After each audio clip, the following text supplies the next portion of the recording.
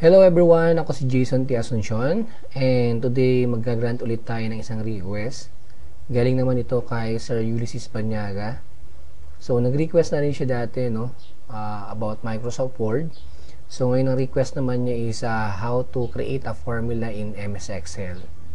So kung meron rin kayong mga requests, comments, or suggestions, mag-email lang kayo sa judgesummer99@yahoo.com or pwede kayong post sa aking wall sa Facebook account ko, Jason T. Asuncion, or sa aking Twitter account, teacher_Jason, or mismo dito sa ating YouTube channel, JudgeSummer99.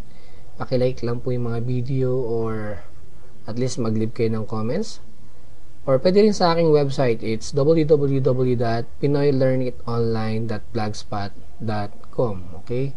So marami kayong matutunan dyan sa Pinoy Learn It Online.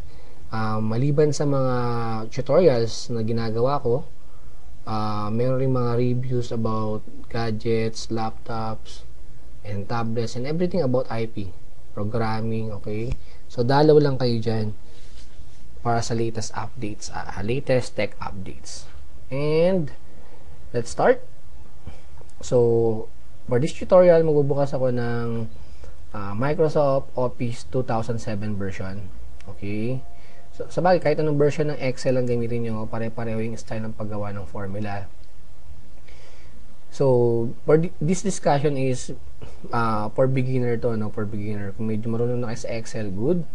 Kung wala pa kayong alam sa Excel, much better. Kasi itong tutorial lang to is for beginner. Yung talagang hindi pa marunong gumawa ng formula sa MS Excel. Okay? First thing first, okay. Kung mabubuksan kayo ng Excel, mapapansin nyo, may mga grid lines tayo, no? Okay, so yan yung environment ng Excel. So, ang tawag dyan is spreadsheet. Okay, spreadsheet ang tawag dyan. So, binubuo yung spreadsheet nyo ng column, yun yung patayo, at saka yung row, yun yung pahiga. Diba? Makapansin nyo, sa taas may mga letter, sa may gilid may mga number. Okay? So, yung mga letter na yan, yun yung pangalan ng column. So, halimbawa, ito. Sinabi kong column D, yan. Yung isang patayo na yan na mahaba, column D yan. So, sinabi kong column G, yan, no? Pag row 7, ito naman yung pahiga, row 7. Row 14, yan, row 14. Okay? So, yung patayo, column, yung pahiga, row. Okay? So, letter yung column, number yung row.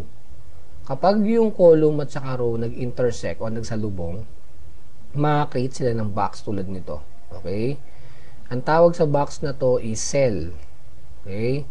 Yung cell, kung yung column may pangalan, yun yung letter. Yung row may pangalan, yun yung number. Yung cell, meron ring pangalan yan. Okay? Ang pangalan ng cell is kung ano yung column at saka row na nag-intersect para mabuo siya. Tulad nito. Nabuo tong cell na to dahil nag-intersect yung column C at saka row 4. So, ang pangalan nito is C4. Okay? So, halimbawa, ito. Ang pangalan nito is B3. Okay? Hindi pwedeng 3B. Hindi pwedeng. Hindi pwedeng mauna yung paggamit ng row kaysa sa column. Column muna tapos row. Okay? Yung letter muna bago yung number. So, B3 lang. Hindi pwedeng 3B. Okay? Ganun magpangalan ng cell. Mahalaga yan. Kung hindi kayo marunong magpangalan ng cell, sa Excel, medyo magkakaroon kayo ng problema sa pag-create ng formula. Okay? So, paano nga ba gumawa ng formula, no? Unang-una, kailangan natin ng values, no? So, dito sa may A1, maglalagay ako ng value na 1. Sa may B1, lalagay rin ako ng value na 1. At halimbawa, i-add natin yung dalawang number na yan. For example, itong 1, i-add ko sa 1, at yung sagot, lalabas dapat dito sa may cell na yan, sa may cell C1. So, kung 1 plus 1, simple, ang sagot is 2. Diba? So, paano gawin yung formula lang yun? Okay? So, pag ang gagawin mo, pupunta ka nga kung saan mo lalagay yung sagot. Sa C1, diba? Dito ko ilalagay yung sagot, diba? Pwede kayong pumunta sa may formula bar. Ang tawag dito is formula bar. Tapos, lahat ng formula sa Excel, nagsisimula yan sa equal sign. Tatandaan natin yan. So, equal sign muna. For example, i-add nga natin dalawang number, no? Yung 1 saka 1. So, ba 1 plus 1. Pag in-enter ko yan, lalabas 2. Right? Diba? 2 yung lumabas. Okay? Okay na siya sana eh. Ang problema, pag pinalitan ko itong nasa A1, itong value na 1, pinalitan ko ng halimbawa 3, dapat pag in-enter ko yan, ang lalabas sa sagot sa C1 is 4, di ba? Pero hindi, di ba? Hindi lumabas na 4, 2 pa rin. Bakit? Kasi yung formula na ginawa natin sa C1 is masyadong eksakto dun sa values mismo kanina. Ang value natin kanina is 1 plus 1. So, kung 3 plus 1, papalitan mo na naman ito ng 3, tatanggalin ko yung 1 dito, di ba? Kung gano'n, masyadong tedious, matrabaho masyado. Okay? So, ang tamang paggawa ng formula sa Excel is ganito.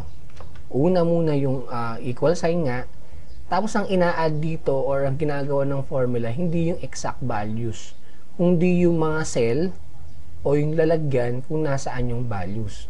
Halimbawa, nasaan yung 3 natin? Nasa cell A1. Ayun, tatype lang natin doon A1. Okay? Wait sir, tanong, pwede bang capital letter or small letter dyan? Actually, pwede kahit small letter yung A, tas 1. Pwede yun eh. Nga lang for uniformity, okay, para uniform siya, mas maganda na yung pag nag-name tayo ng cell, yung column name natin o yung first letter doon dapat capitalized, no? Para medyo mas maayos tignan. Okay? Pero okay lang kahit small letter rin. For uniformity nga lang. Then, yung addition button halimbawa. So, saan nakalagay yung value na 1? Sa B1. So, ayan, B1, diba? So, mangyayari A1 plus B1, hindi 3 plus 1. A1 plus B1, ang ina-add yung cell, yung lalagyan, hindi yung value. Kaya, pag in-enter ko yan, see, ang sagot na 4. Diba? At pag pinalitan ko ng value itong nasa B1, pinalitan ko yung 1, ginawa kong 4. So, 3 plus 4, dapat yung nasa C1 magiging 7. Diba naging 7? Nagpalit pa ba tayo ng formula? Hindi na. Pag pinalitan ko itong nasa A1, yung 3, pinalitan ko ng 5. 5 plus 4, 9. Diba? Nagpalit pa ba tayo ng formula? Hindi na. Bakit? Kasi yung formula natin, ang ina-add niya, hindi yung exact value, kung hindi yung mga cell kung nasaan yung value natin. Yun ang basic sa paggawa ng formula sa Excel. Okay? So, hindi lang addition, siyempre, kaya niyang gawin at yung 4 na mathematical operation. So, try natin gawin, okay? For example, alagay lang ako ng value dito, okay?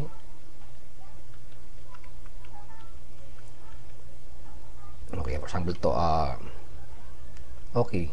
So, for example, dito sa may C2, isusubtract ko yung nasa A1 at sa nasa A2 at saka nasa B2, isusubtract ko siya. Yung sagot, lalabas sa may C2.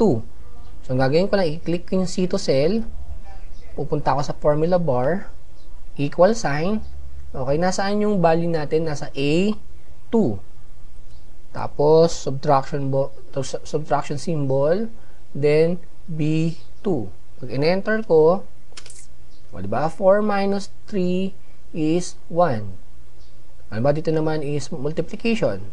So, pupunta ako sa cell kung saan lalabas yung sagot. Dito ngayon sa may C3. Lagi nagsisimula sa equal sign. A3 multiplied by ang symbol ng multiplication sa computer is asterisk, no? Asterisk. Then, multiply by B3. Value na nasa B3. So, pag in-enter ko, 3 times 3 is 9. Then, ano ba? Ito, gagawin natin division. Equal sign. Yung value sa A4 divided by, ang symbol for division dito is yung forward slash, no? So, ito yun, no? Forward slash. Okay, may dalawa. Marami kasing slash, no? Actually, may dalawa, no? Forward slash saka backslash. So, iba to dito. Yung forward slash, yan yung division. Okay? Ito yung na forward slash kasi yung slant niya is pa-forward, papunta sa harap, no? So, anong cell yung di-divide natin? Yung nasa cell B4. Okay? So, pag in-enter ko yan, 9 divided by 3 is 3. Okay?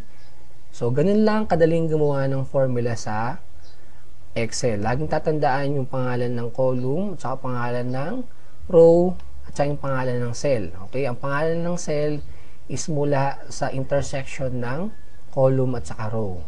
At lagi kapag gagawa ng formula, laging magsisimula yan sa equal sign.